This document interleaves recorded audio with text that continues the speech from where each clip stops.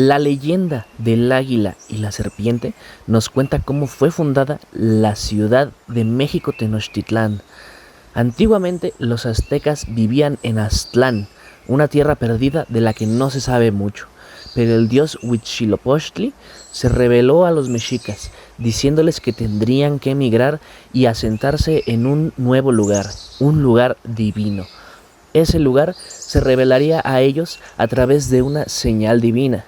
Tendrían que ver un águila devorando una serpiente encima de un nopal. De esta forma los mexicas comenzaron su peregrinaje.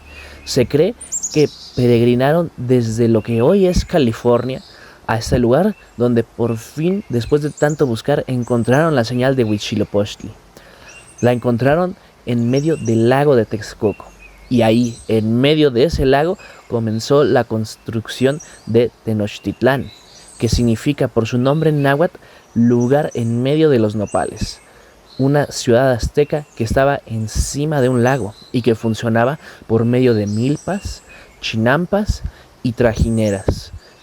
Actualmente México Tenochtitlán es lo que hoy conocemos como la Ciudad de México, la capital del país que está en el ombligo de la luna. El águila representa al dios Huitzilopochtli, quien es el dios de la guerra y la victoria.